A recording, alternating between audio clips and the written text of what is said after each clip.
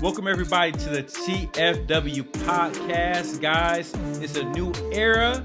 This is E's new pod. It's called the Cut and Shoot podcast. Brandon, my co-host today, we cutting up today, fam. I said before, this is just barbershop talk. I am not going to be accurate.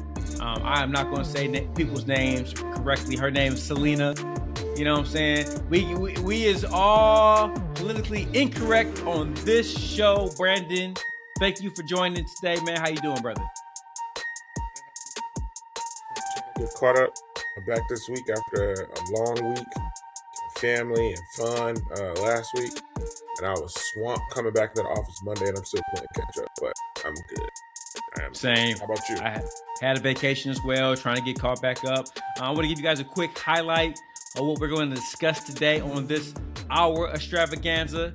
God damn it, yes, we are doing hour extravaganzas on this show. I assume if you want the 3-hour podcast, you know, on the TFW network, you have Matt Rhodesia. I'm giving you 3 or 4 hour bangers, but we're going to keep it 1 hour on this. We're going to get you in and we're going to get you out. So today we are going to discuss Bron Breaker's promo. That has been the talk of the town all over the place. We are going to discuss TNA's new deal with AMC.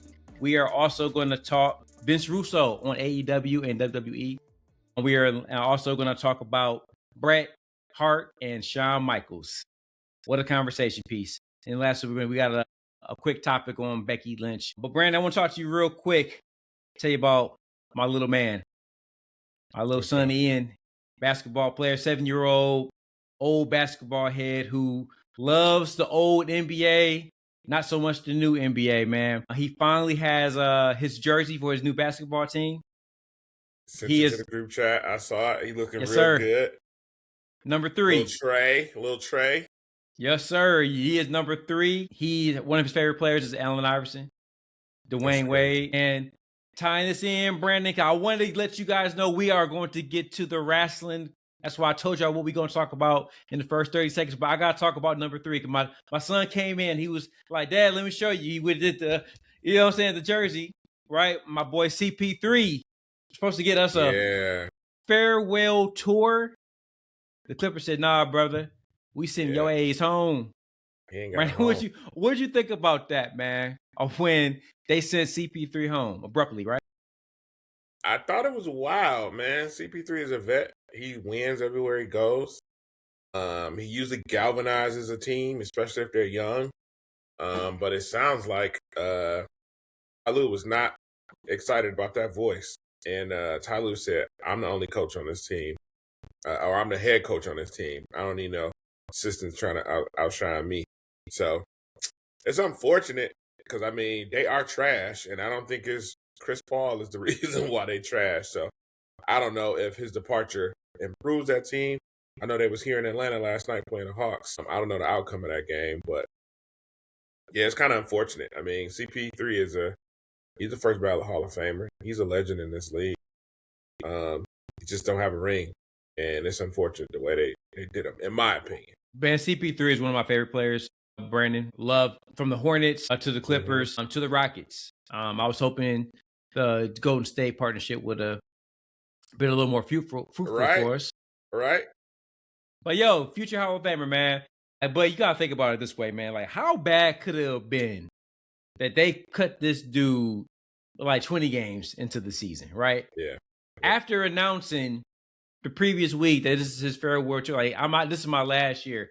They couldn't even give this man a full season. Because like at this point, you gotta think about it, right? Like, we trash, as you said. This team, like, they ain't making the playoffs, right? And to be quite honest with you, I didn't think they were going to get that far anyway, man. Like, look, Kawhi Leonard is only going to be able to give you 10 games a season. Period. Like, right? You want to talk about like a bad contract? That's him, because he can't, like, whatever it is, he can, when he's on the court, he's going to do the thing. But I honestly think even when he's on the court at this point in time, let's just say Kawhi Leonard was healthy enough to play 70 games. I think he's a number 2, to be honest with you. James Harden, yes, at this point in his career, at his age, he is a number 2. He's a good defender. He can score with the best of them. he's in that age where you get to decline. So let's say probably 33. 30? No, it can't. Oh no, he's older than that. He's older than that. Go ahead. I'm gonna go ahead and spit, Brandon. Look it up for us real quick, man. This is why I said I missed for these years. See, I was about to say 33, 34. I did not know he was at all. He is at that age where people decline dramatically athletically. Yeah. And you can tell they're not the same, right? But they're at that age to where they're still kind of young enough to where they're kind of riding off their old reputation. Like, right, but they really can't do it like the 33, 34 is that time period. James Harden's also in that time period. Like, yeah, he has some big games, but when he was young. Definitely, James Harden was like 35, 36. When he was young, you can go on YouTube and see highlight videos of how bad he was defensively. He ain't no better, right? He ain't no better, right? And then you got CP3, who's like 50 years old out there. Like, right, they got one of the oldest teams in the league, which is also the Golden State Warriors problem. Like, you can't. 36. And listen, look, all my young brothers, young sisters, okay? When you get 38 and older, athleticism is over for you, okay? It's over. Like, you know what I'm saying? That's when you really feel it. And it happens much sooner to athletes because they've been playing for years. Brandon, did you see Bron Breaker's promo from Monday Night Raw? Gotta fill me in. I am late on watching Raw. I completely missed it. I've not had the time this week to get caught up. The last wrestling thing I saw was Survivor Series. So you gotta fill me in. I'm going to do that. I have a couple of clips to play. So let's get right into it. Let's do it. I'm a little bit upset tonight, and it's not because of where we are. It's not because of the hooded guy, Batman, or whoever the hell that was that jumped the cage on Saturday and tried to ruin my moment. I'm upset, almost disappointed, really, how easy it was to pin CM Punk. Because I thought I was going to have to reach into my bag and find this courage, this different level of athleticism, this different level, go to a place that I've never been before, to face the guy that I grew up watching, that I heard about, that I heard all the stories of the greatness of CM Punk, only for me to stand across from him and realize that CM Punk is nothing but a soft-ass bitch. It's over for Punk. it's over for him. Is that how we get? I saw. So they going at it on Raw in January, right? I'm not sure on the fight, but it sounds like it's going to happen relatively soon. Okay. Let's listen to a little bit of the second half of that promo. Okay.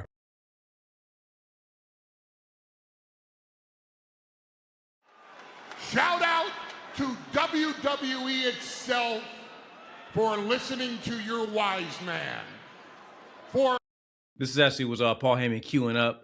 They took out the soft ass bitch. I had to find that one because that's actually, Brandon. Right before we get into this, that's actually what woke me up from when he grabbed the mic and he said that, right? Because I wasn't really expecting it, and the delivery was actually good because like anybody can curse nowadays, right? Yeah. Everybody curses, and like, oh, when he said the B word, right? And everybody go ooh, but for me it was the intensity, right, and kind of the way he said it, right? But I do really feel like it did set the tone for the promo, and with WWE, you don't always see wrestlers kind of go there. Right, you see them drop a couple of bad words, right? It pops off, but on the WWE, it stands out. Yes, it seems like it's one of those things. It's kind of like, so for instance, like my wife and I, we're talking to the kids. Like my wife has, I told you, I think I talked to you before. I've shared multiple times in the podcast. Like when my wife is talking to the kids, it's a continuous lecture. Yeah, she always sounds like she's irritated, right? It doesn't matter if they did, like, on a scale of 1 to 10. It seems like she's always at like an 8. You know what I'm saying? It always seems like it's an 8. So you I know get kind that of used tone. to it, right? However, for me, because she has that inner, right? She's always at an 8. I feel like I have to now dial it back a little bit, right? I Yeah. have to have a little more range. Balance. Right. And so when I'm talking to the kids, right, because she would say that, oh, I'm the fun parent or whatever the case may be. It's just not. It's like as you said, I have to be balanced. So I go from 1 to 10, right, and I have different levels on what specifically can happen. And I can go from 0. I can go from 0 to 10 just like anybody else, right? However, when I get to 10, they know, okay, daddy's serious. We need to chill out. Like, right, on AEW, they're always cursing all day long, right? So when you hear it, this is a part of the course. But when Bron Breakker hit that B word, like it made me look up, right? It made me look up to see what he was talking about. So let's listen to a little bit more of the promo. Will defend the title live on... I didn't realize how much Paul Heyman talked in this promo. I'm going to go ahead and go into a minute. It's going to be a fight, but it's going to be a different kind of fight, CM Punk. I promise you. Because on Saturday, you tried to break my neck. You tried to ruin my life. You tried to ruin my dream, everything that I've ever worked for in my entire life. You tried to take that away from me, so I'm...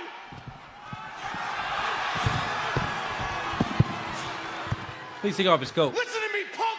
I'm gonna ruin your life. I'm coming for your career. I'm coming for every good memory that these people remember you for. I'm coming for it all. And oh, I didn't forget. This is for you. By the way, I hope you're watching at home. You remember last year at WrestleMania backstage when you came up to me in the back in the hallway and you said, well, congratulations on all the success, kid. Let's see if you can cut a promo with the big dogs now. Well, la-di-da. Consider the promo cut. Because on January 5th, when you're on your ass looking up at the lights and I'm standing over you and they announce me as the new heavyweight champion of the world, you will look into my eyes with your beady, stupid face and realize you are not even close to the badass Bron Breakker, the real best in the world. Drops the mic. That's better. He's never been horrible, but that's better for him. That was a good promo. I felt the same way. I felt like, okay, Matt, for instance, is ready day one to put the rocket on him, and just give him the championship, just give him the whole company, right? For me, I'm like, okay, let's build him up and let's get him ready for the push that I think he can handle at some point. Like, I will say that I never felt he was ready from a promo. I didn't feel like he was ready from a presence perspective. I just felt like when like the War Games, right? You had Drew, you had Logan Paul, Bronson, Brock. He didn't seem like one of the most important people in the ring to me. In that faction. Yeah. Like, right? When you look at Drew, Brock, even Logan Paul, like, right? Bronson a little bit. Like for some reason, Bron just didn't stand out amongst those men to me. Like, right? And I do believe that Bron Breakker will someday be a world champion, probably sooner than later. And I think he's going to do a great job. I just wasn't ready to see him do it before I thought he was ready. Because I didn't really feel like, there's certain wrestlers and certain talent, right? To where there's like a groundswell behind these guys to kind of get them, to the top of the card, probably sooner they need to be, right? I think Goldberg back in the day, Ryback back in the day. There's a lot of guys to where like the fan support or the intrigue in the character, like people wanted to see them at a higher position than probably they were ready. I didn't really feel that for Bron. Like, I feel like give him time. So once he gets there, he doesn't stumble, right? Or kind of like how Roman Reigns was probably early on to the big dog phase, to where he got there and people didn't really want him there. And then people kind of resented the fact that he was there when he probably shouldn't have been. I didn't want that for Bron. But this was a great promo. I think this was a turning point to where if he can And it was not, I don't want to hear him calling people the B word every single week, but the intensity and like the intrigue he had in that promo, right? Take the B word out of it. It was a great promo. Like, right? If you watch him during that video, like the intensity and like the anger that he showed, it was great. Like, right? Just the character stuff. Just imagine Bron just being like this unleashed dog. Like, right? He's a dog, right? Just being this unleashed dog, right? Mm-hmm. And occasionally when he goes into being the calm, Bron, like, just talking in a regular voice, right? And you think that, and it's almost like it's the combo, it's like the quiet before the storm, right? Like, all right, if Bron drops his voice, like something about to pop off big, right? That might be the start of him just going off on somebody, right? Just like when somebody, like that dude who's normally a loudmouth, but when they're quiet, it's actually worse when they're quiet than when they're actually talking. Maybe that could be like Bron type thing. But just for me, I feel like if he can continuously bring that intensity to his promo, I feel like that'll do a lot to kind of put him in that realm around the other main eventers. I got two questions, and I don't want to take you on a tangent too far with one of them. The first being, you mentioned the way Roman was pushed at a point when he was a big dog. Was he a face at that time? Okay, so my question is, do you think it was because he was a face that people didn't want him there at that time? Like, it didn't seem like he was a good face in that moment? And do you think, in comparison to that, or the flip side of that,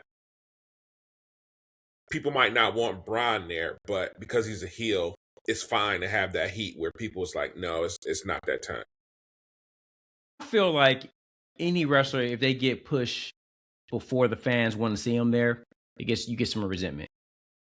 Face or heel, right? I feel like you got guys where you like, man, you feel like, because here's the thing about, wrestling is that we know it's a work sport, right?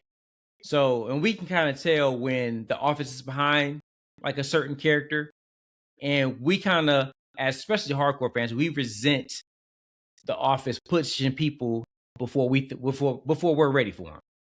And I think that was not John Cena. That was John Cena in some way, but Roman Reigns' problem. I feel like he was being pushed down our throats because we didn't feel like he was necessarily ready at that point to be that guy. I think that happens if heel, babyface, or because I'll tell you what, a person for me, Triple H. When Triple H became the game character and they were pushing him as this archer heel, like, I didn't see it. I still not a Triple H fan to this day, but I'm like from a character perspective, from a promo perspective, from a wrestling perspective, like he just wasn't good enough or entertaining enough. I would say, I'm not saying good enough because he was always a good wrestler, but for me, he wasn't entertaining enough for me to see him on my TV as much as they were pushing him. Like, right? Because Triple H is all over the screen back in the day, and I didn't feel like he was entertaining not one bit. So I think that's where it comes down to with Bron Breakker or anybody. Okay. What do you think? I think that's fair. Obviously, I don't know Roman's career before Bloodline stuff. And my assumption, and we don't have to go into it, my assumption is he didn't resonate with fans until the Shield, maybe. No, so the Shield was his entry point. Oh, okay, gotcha. Dean Ambrose, Seth Rollins, Roman Reigns came in together. They came in together. Okay. Yep, and then they broke up. And then Roman, still in his own. Gotcha. Okay. Yep. And then, so my other question, which scenario do you think makes sense? Do you think they pull a trigger on Bron winning at that Raw, or do they have a legitimate feud where he loses, Bron goes on to win the Royal Rumble, and then we get them at Mania and Bron wins then?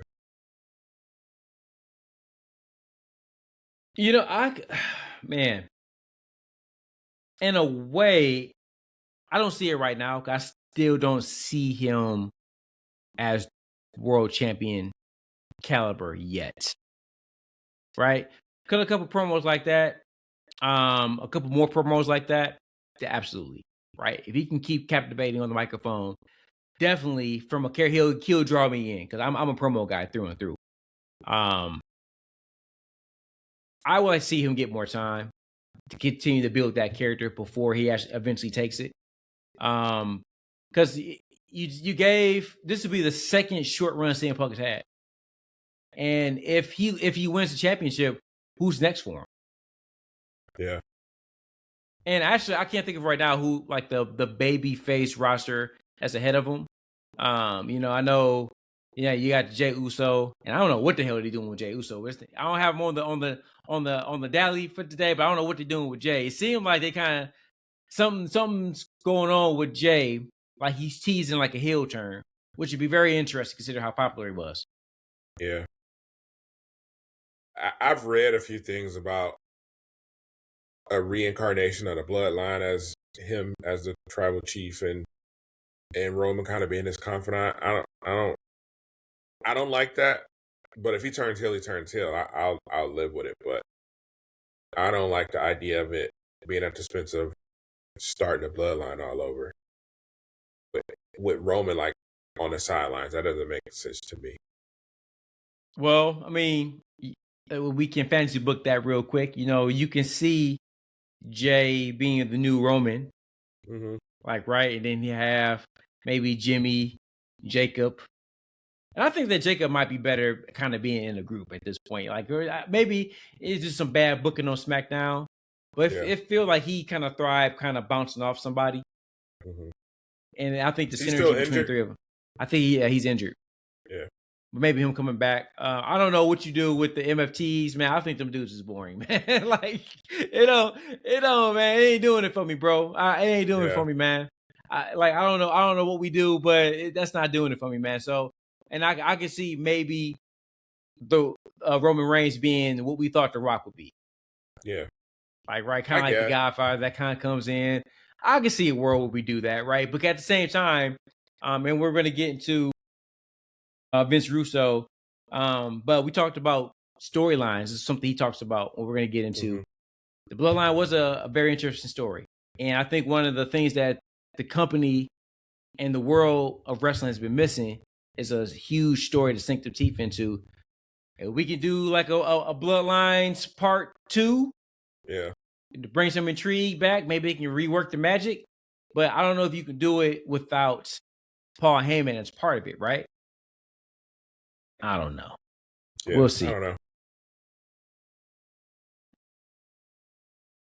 Brandon, so we got TNA has signed a contract starting 2026.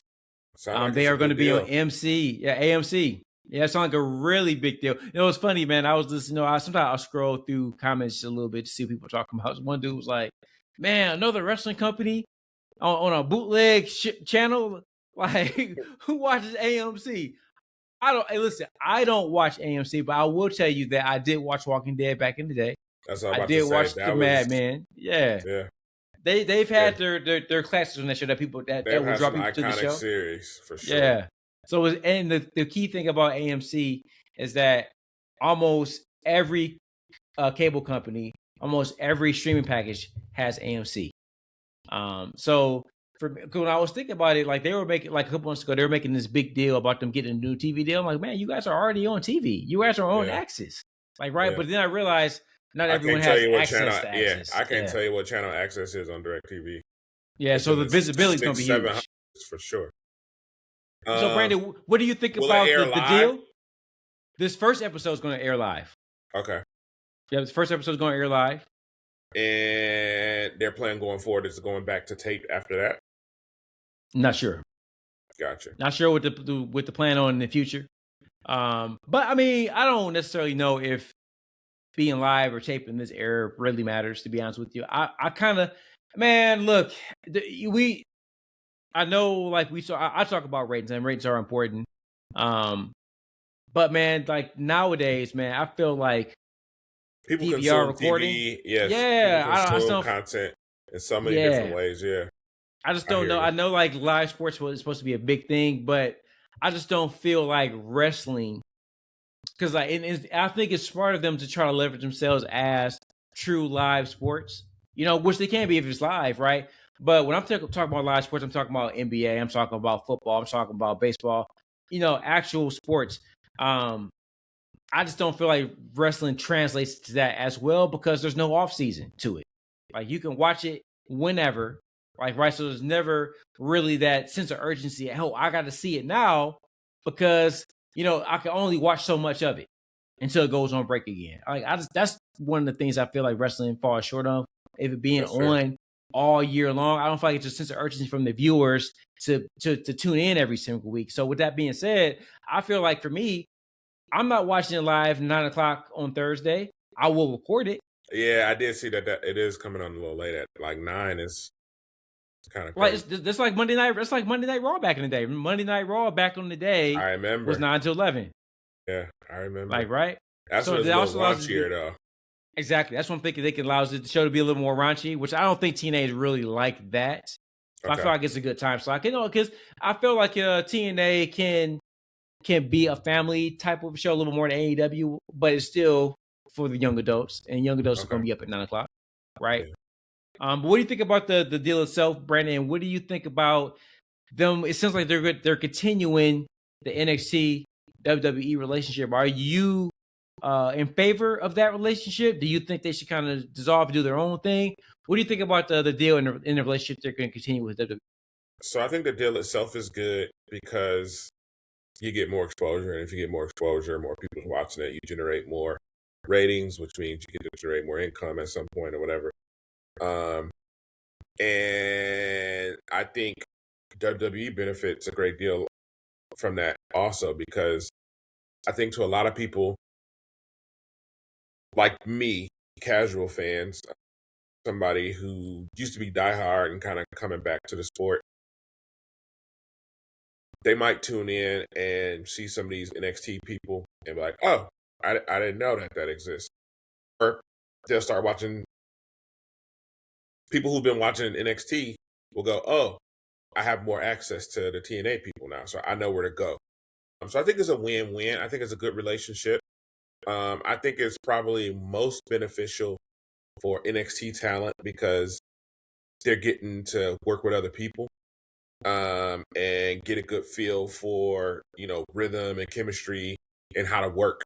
From what I understand, a lot of people at TNA are pretty talented people, been in the business for quite some time and know how to work.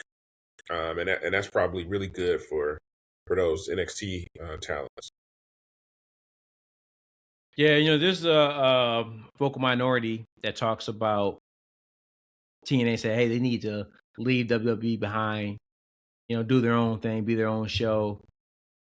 But at the end of the day, the WWE relationship, I think, gave TNA a lot of visibility. Yeah, right. They got NXT, a deal. Yeah, they got a TV deal out of it. Absolutely, the NXT partnership worked for both brands for a lot of the reasons what you stated. As far as NXT, giving those young guys, veterans to work with on television, and I think that's phenomenal. And for TNA, again, they are able to. This is much more beneficial than the AEW relationship. And I'm not here to hit them over the head. It's just this works better for whatever reason. And I feel like the machine is the machine. So for TNA to be on AMC, a major network, it's going to add much more visibility to them. And I mean, to be honest with you, if you look at like wrestling wise, like as far as you want to look at the ratings, etc., you got the WWE, NXT, like right, and then you got AEW. Like right now, they're like as far as the new Nielsen ratings, they're only getting like 500,000 views or whatever the case may be. I don't know what they're doing on Max. They're not releasing that information. I will say that I do watch when I watch AEW, I watch it on Max. The video quality is much better. I feel like the audio quality is much better. I watch it probably on the weekends, but I do prefer to watch it on Max, and I will assume a good percentage of their fan base may as well. But again, it's a subscription service, so I think Max overall has one of the lower percentages of subscriptions based in like Netflix and etc. Fewer people watch Max.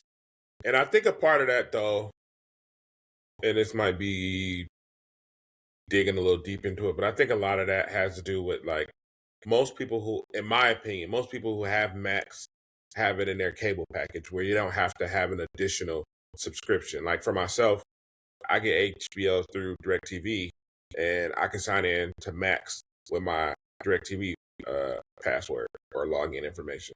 So that might be a thing. And not to defend Max for their low subscriptions, but I would imagine that has a little bit to do with it. Yeah, but I think it's probably smaller than like a guy like Dave Meltzer thinks it is.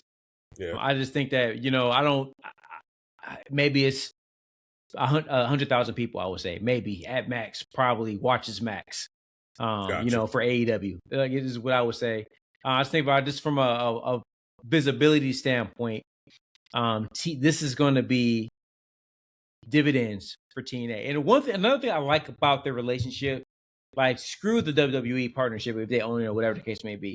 You know what I always liked as a kid, Brandon? I like the idea that, I can see supercards of WWF back in the day, WCW back in the day, maybe ECW. I think as kids, we all kind of dreamed to having dream matches, to have these inter-promotional wars and matches, things of that nature.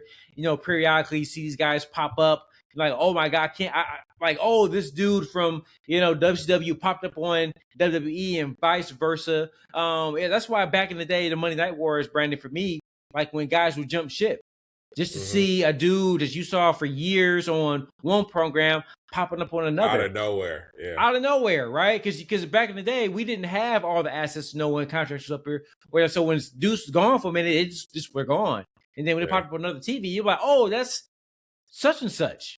Like, right? I feel like right now, this is the closest we can get to those inter-promotional type of things, right? Because if you can have TNA successful, like, right, and viable, like now you got WWE, you got TNA, AAA is a little more interesting to me. Like, I'd never followed AAA. Yeah, like, right? I got a question about AAA though. But yeah, I never followed AAA. But now you got AAA, that's something I'm interested in. How do you feel about WWE talents winning all the AAA shit and all over WWE TV with those belts?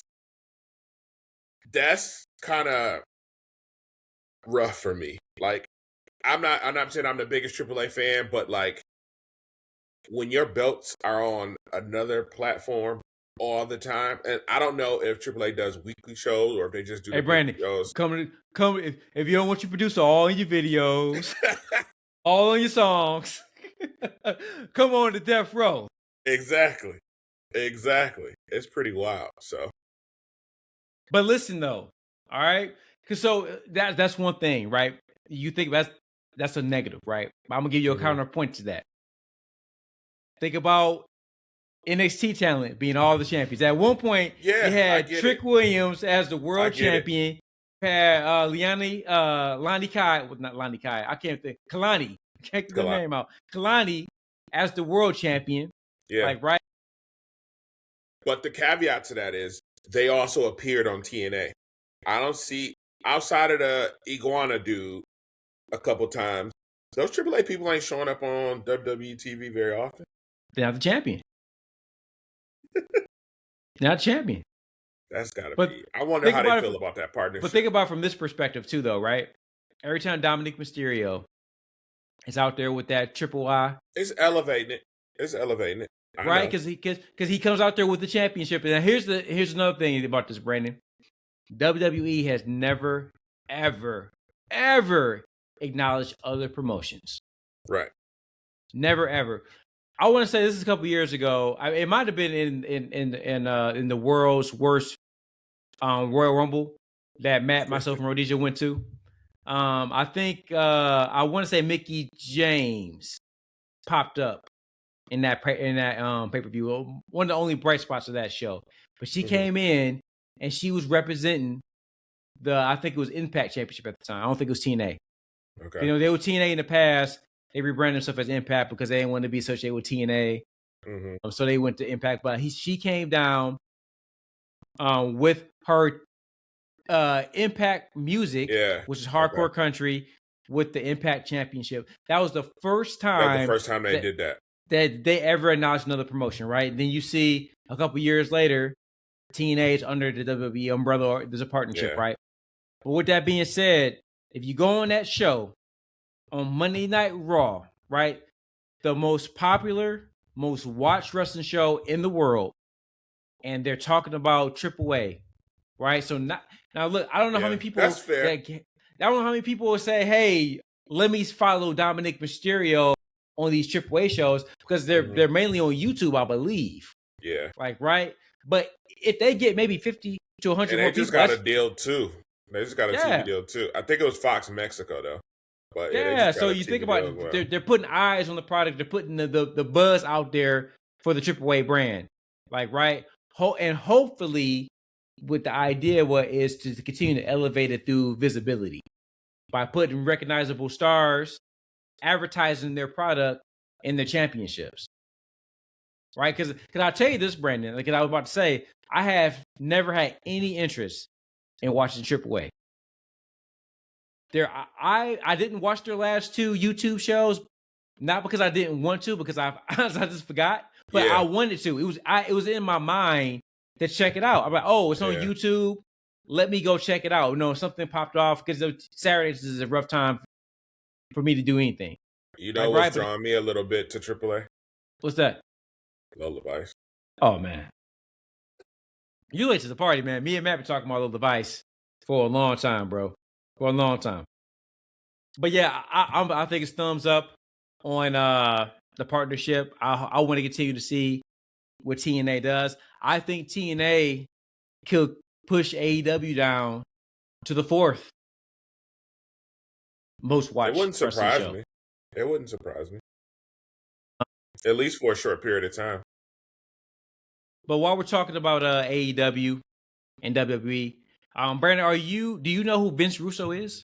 I do. Okay. Vince Russo, head writer of that during the Attitude Era. Mm-hmm. He was on he had a crazy run with WCW too. I remember that. Yeah, crazy is a word for it. Yeah.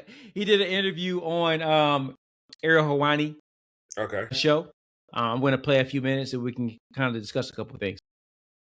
But I enjoy all the wrestling content, the YouTube channels, and all this stuff. And I do believe, if I'm getting this right, you, Eric Bischoff, Jim Cornette, probably not going on a dinner date or the best of friends, but you all agree as far as your criticisms towards Tony Khan and AEW. There is something to that, right? Like, it seems like a lot of the old guard, if you will, and I say that with the utmost respect, all are preaching for him to make changes. Do you think he pays attention to any of you? Do you think he listens to any of this? Ariel, let me tell you basically what the problem is. And this is the problem with wrestling in general. This is the problem with the WWE. This is the problem with AEW. They only want to hear the positive. They don't want to hear people like Vince Russo and those other people you mentioned. That's why I'm with JCW, because violent. So I thought about cutting this part. I don't want it to be an infomercial for his promotion that he's working on, to be honest with you. I started to try to cut that, but I got lazy. And I'm like, you know what? Let's go ahead and put it out there. So, Vince, you're welcome. Violent J wanted to know, Vince, what do we have to do here? Here's the problem. Triple H and Tony Khan are writing a wrestling show that they like. And by writing a wrestling show that they like, they have turned the audience into a niche audience, because there's only a niche audience that likes 90% wrestling. It's not about what they like. When I write for Jason. So he pretty much goes on and he pretty much talks about that what needs to matter are characters and stories. And one of the things that he did during the Attitude Era, and he tries to emphasize in all of his writing, is that he wants to have a story for everyone on the show. I like to add consistent story threads. Like to add, the TFW podcast has echoed those same sentiments over the years. Absolutely. So, Brandon, and the reason why I said that, because I actually listened to multiple interviews with Vince Russo on his stance on wrestling and creative.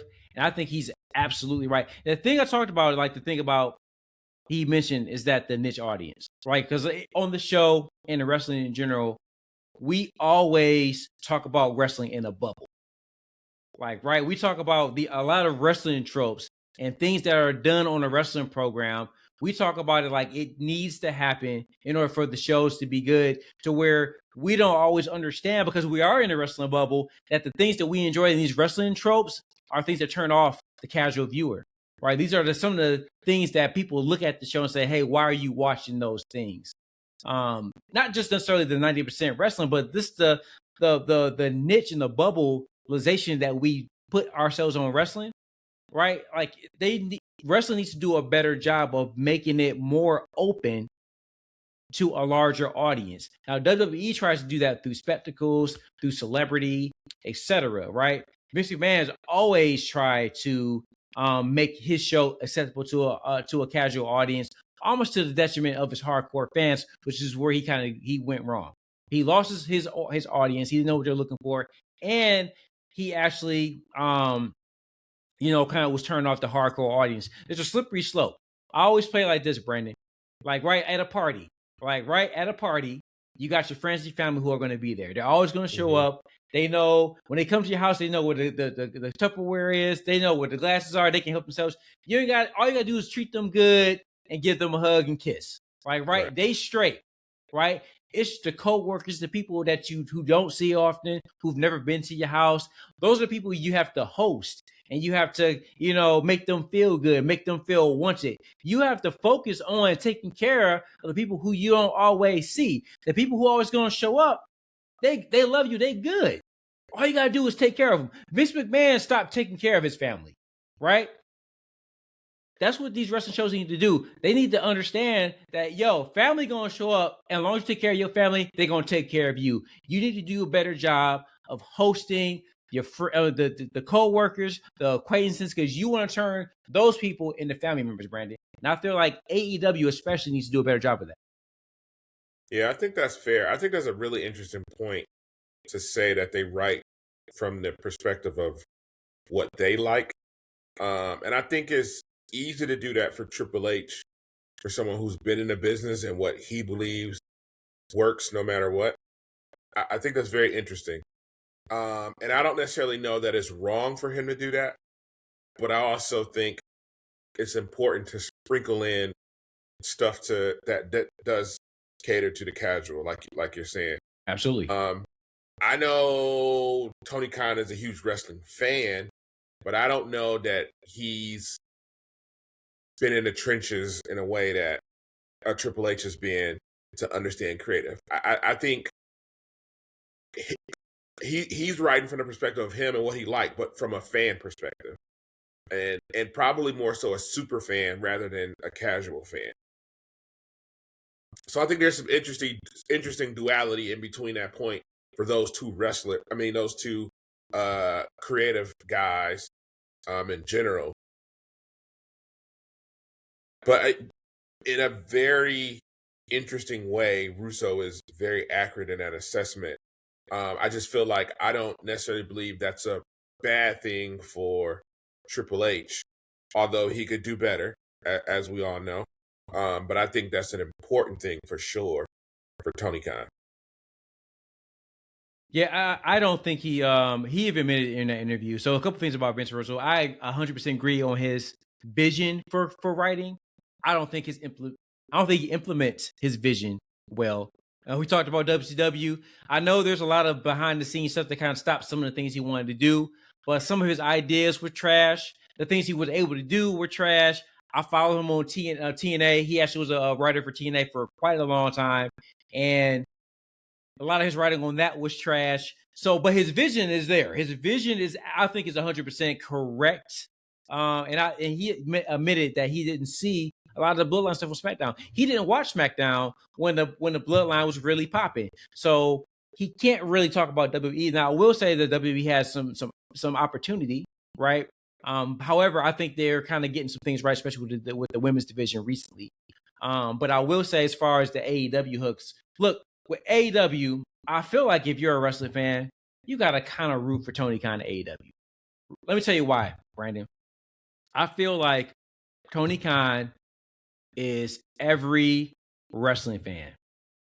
And he's what we want to be, right? I think every wrestling fan has always dreamed of owning their own promotion, either being a wrestler or owning your own promotion. like, right, running your own promotion. And he is realizing his dream. He realizes his dream like a lot of people have. Like, right. So kudos to him for that. Like, imagine if you were able to run the promotion the way you wanted to, and you had unlimited money, you have to worry about it, right? Because when you got to worry about money, it changes kind of the way you have to, you kind of move and you do business. Like, right. It's way different. Anything, right? If you have a trip you going on, like, right, your trip is way different when you don't have a budget than when you do.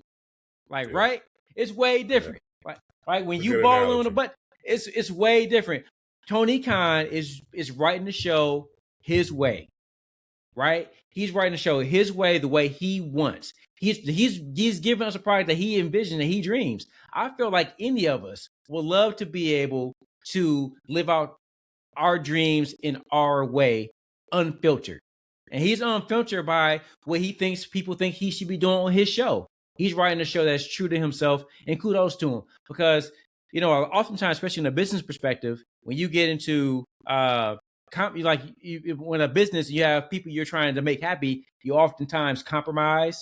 You oftentimes, make sacrifices that you normally would for money or peace or whatever the case may be. And after a while, after you sacrifice for so long or you compromise so many times, you kind of lose sight of why you really do things.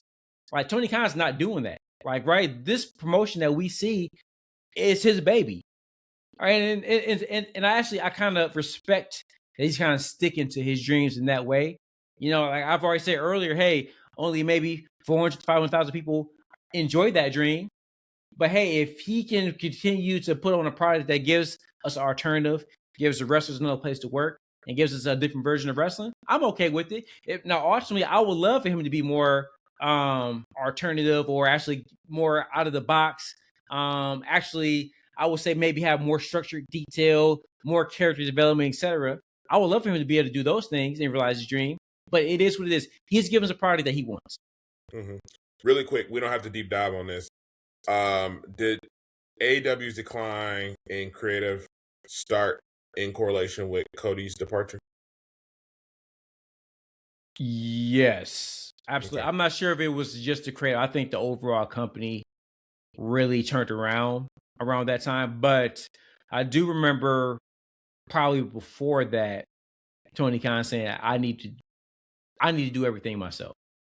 I do remember that. Yeah. And I remember y'all talking about that. And he says it quite a few. He believes in his heart, the more he does, the better the show is. He truly believes that. We getting up to that hour, and we got 2 more topics. So this was, Brandon. So listen, we're gonna talk about Eshaun and Brett, right? So Brandon, the other day, like my brother, he used to watch. He got me into wrestling, but he doesn't watch wrestling like that anymore. He sends me a text, and it's about Eshaun and Brett. And I open it up. I'm like, nope, not doing this today. I closed it. So I had no plans on addressing this because this is my GOAT, Eshaun. I'm not gonna put him in the light or have that conversation with him. But it's all over the place. A lot too. It's all over the place. So Brandon, this is the barbershop. We gonna quickly talk about it. But I want you to hear what Brett said about Shawn Michaels.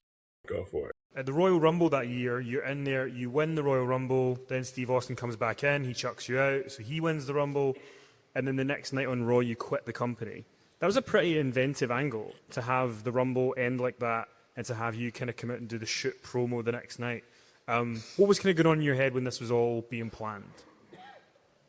I don't know, it's kind of hard to explain without peeling a big scab off, but why not, right? But I actually believe, in all honesty, that I think there was a love affair going on between Shawn and Vince.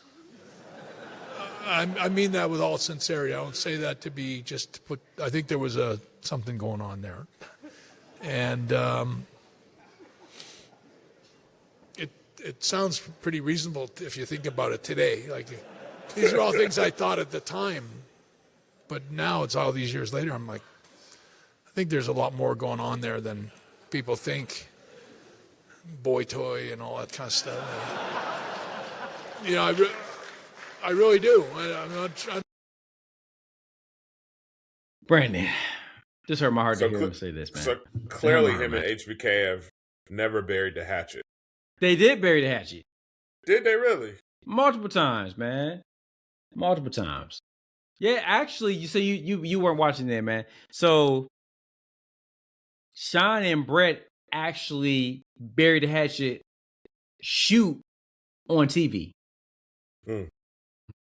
Brett came, Sean came, and I don't really remember everything now, but I remember them hugging in the ring, and they hadn't talked prior to that.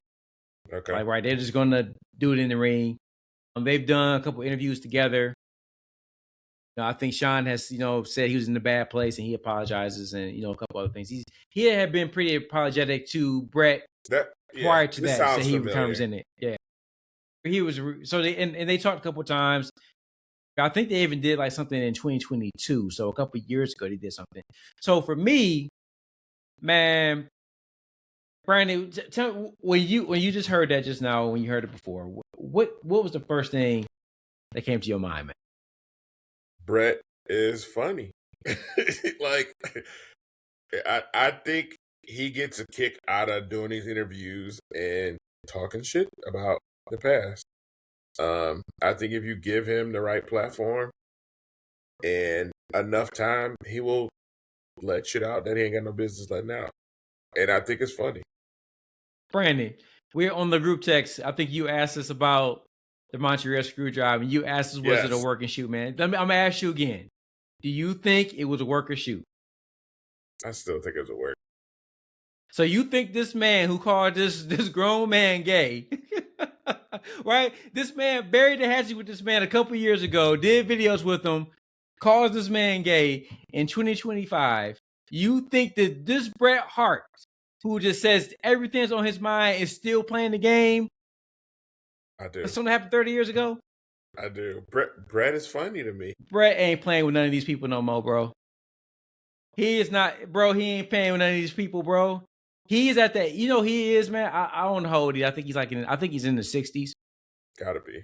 At that age, yeah, he at that age, like them old black folks with no filter, bro. Who them old people that just say whatever come out their mouth, like out off their mind, man. They say the things you should not say.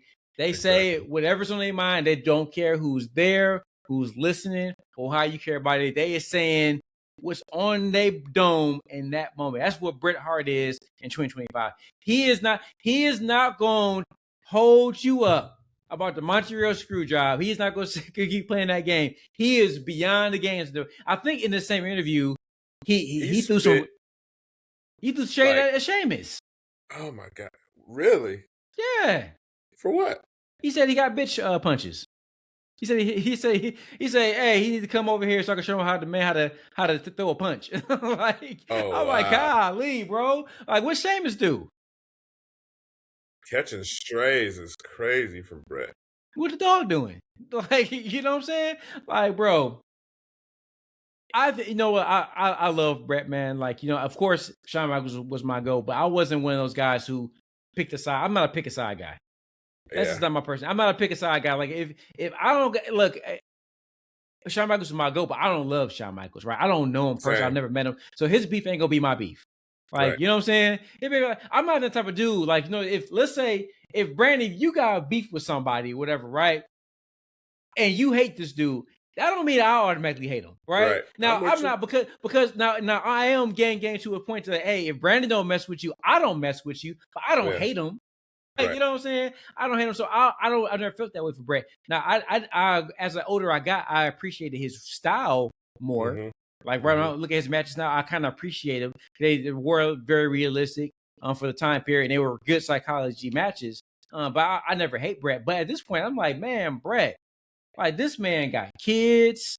Yeah. And he got a wife. Like, why are you putting this stuff out on the internet? You know what I'm saying? To pull this man down, man.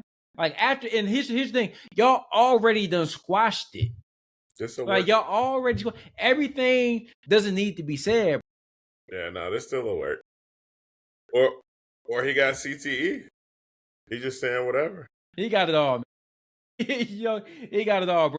The only thing that was shoot was that spit he gave to Vince. Oh, that man. was crazy. Yeah, that was you talk about a money shot. Yeah. Yes. You talk about a money shot, bro. And last topic we got for the day, Brandon. We're going to listen to Becky Lynch. She had a quick excerpt from a video. Let's let it rip. She's cooking on the internet. On the main roster, who was like, be careful, because one, he'll try to sleep with you. If he sleeps with you, then he'll blacklist you. Oh, Cody Rhodes. I knew it. It was Bron. And then if he tries to sleep with you and you don't sleep with him, he'll also blacklist you. So there was this like line that you had to walk this tightrope. You know him, definitely. But anyway, at one point, hey guys, hit it up in the comments. At one point, couple quick things. Two things, because we have to go on this. Number one, whoever she's talking about is a piece of shit. Like, I hate to hear these stories about these guys using their power, and right, to manipulate people in any kind of way, men or women, right? And the fact that this dude, like, right, would get what he want and blackmail you, list you or whatever, if you did or didn't, this shows how sick this dude was. Yeah. Like, right, he was trying to destroy people's lives and careers, and he didn't care. And it sounds like this is something that he probably got away with sometimes. So that dude's a piece of shit. But number two, another thing that irritated me with the whole clip was the interviewer, man. I hate interviewers like that, bro. He's a funny guy, though. He's a comedian. That's Bert. Okay, let him be funny. Yeah. Oh, let him be funny, man. But because I don't know what to do, because I'm not trying to pick on him specifically. But I hate when someone gives you like a great story and you step over it to be funny or to get yourself over. I'm with you. Right? He did it twice in 1 minute. Like she's dropping a bomb right here, and you wanna crack a joke. No, fam, lay out. She's still trying to give more information. Like, yo, she's dropping a bomb right here. He's still cracking a joke. Lay out, bro. Like, I get that you funny, man. Be funny after she tells her story. Yeah. Like, right? I hate, like, when I hate listening to interviews, and this is what we're going to do interviews on the show, Brandon. We going to do it, man. We going to get some interviews going on the show. But let me tell you something. When dudes, like, I'm going to lay the fuck out. When people are telling their story, let dudes tell their story. Lay out, because they want to listen to the person that you're talking to, not you. And you need to have some intelligence in the moment. Be like, yo, this moment right here is important. And it'd be important if I shut the hell up. I hate when they do that. Not picking on this dude, don't know him.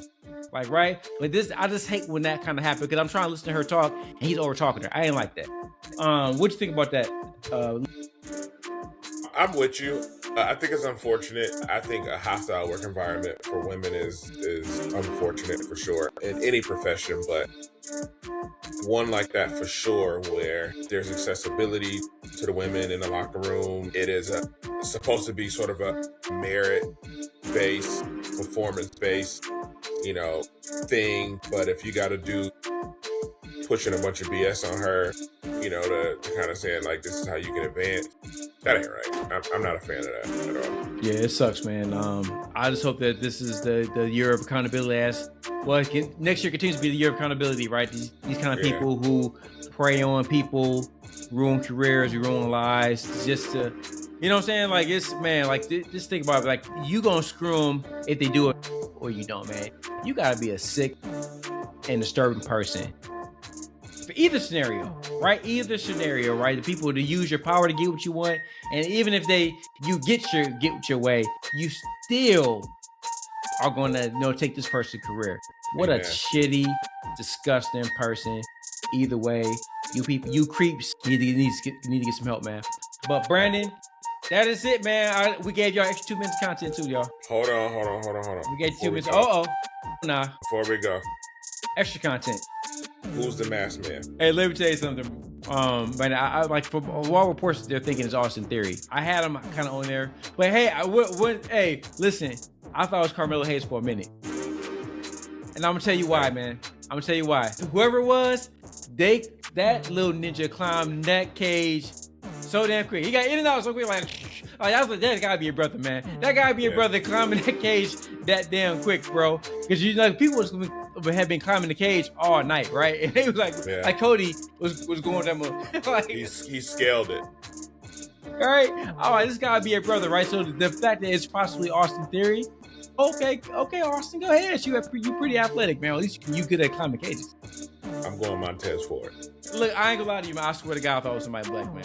Like, I swear to God, I thought it was somebody black just by how athletically they scaled that cage, man. I like how be somebody black, man. That's funny. But, you know, Montel will be interesting, man. Like, maybe we could bring this up next week, but if it is Austin Theory that's revealed to him, man, I just don't. Like, I'm down for all. I think there's something to Austin Theory. I think they can rebuild him. I just can't take him serious yet. Not in that group with those monsters. I just don't see it with him just yet. But we're gonna see, man. We'll see who is revealed ultimately into being is Austin Theory. Is it Montez Ford? Is it Carmelo Hayes? You know, we're gonna see, man. Who you got? You said Montez, that's right. You got Montez. Yeah. I saw something funny earlier today. Said they think it's Zoe Stark. Not Zoe Starks. So, please, not Zoe Starks. That would be crazy. Sorry that woman, but not her. But thank you guys. Thank you for the podcast. This is the cut and shoot version of the pod. Like and subscribe. I will have of course, all the socials down below. Please like and subscribe to our podcast. If you have not already, check out Matt and Rhodesia. I believe they dropped, Thursday? They dropped Wednesday. We'll be dropping this on Friday. So, hey, on Saturday, if you haven't seen either podcast, check it out. You got Matt and Rhodesia's 5-hour podcast. And then you got our 1-hour extravaganza. So you got a mini WWE experience all weekend, man. So thank you for everyone that listens. Peace.